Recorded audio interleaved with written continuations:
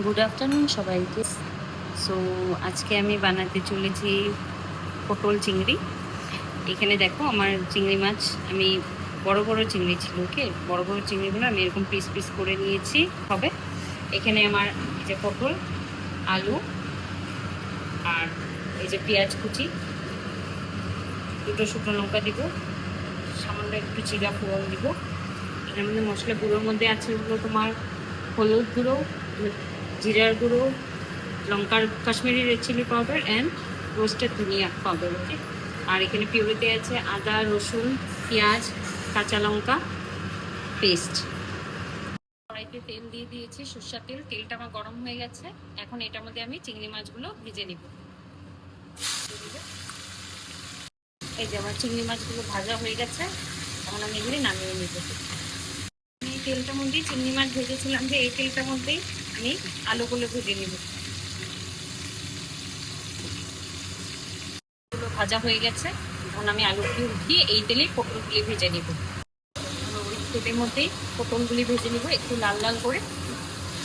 এই দেখো আমার পটলগুলো ভাজা হয়ে গেছে, এখন আমি এগুলি নিয়ে নিব। শুকনো লঙ্কা ফোড়ন, গোটা জিরা আর পেঁয়াজ, যে ছোট একটা পেঁয়াজ কুচি করে রেখেছিলাম, এটা দিয়ে দিই। আমি পেঁয়াজটা হালকা লাল লাল হয়ে গেলে তারপর আমি এটাতে মশলা অ্যাড করি।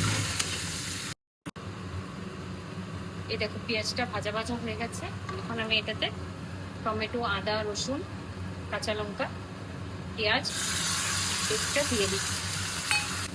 কাশ্মীরি রেড চিলি পাউডার, হলদি পাউডার, জিরা পাউডার, ধনিয়া পাউডার, এটা ভালো মতন কষিয়ে নিই। সামান্য একটু জল অ্যাড করে দিয়েছি, দিয়ে মশলাটা আমি এখন ভালো মতন কষাবো। এই জল মশলাটা আমি কষাবো, এটার মধ্যে আমি আলু যে ভেজে রেখেছিলাম ওই আলুগুলো দিয়ে দেবো।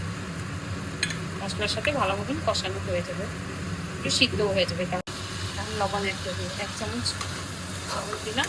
এখন চিংড়ি মাছে লবণ হলুদ মেখে রেখেছিলাম, পরে দিয়ে লাগলে দিব। এই দেখো মশলাটা আমার প্রায় কষানো হয়েই গেছে। এটাতে এখন আমি পটলগুলি ভেজে রেখেছিলাম যে ওগুলি অ্যাড করে দেবো। ভালো মতো মিক্স করে এটাকে আরেকটু টাইম কষাবো।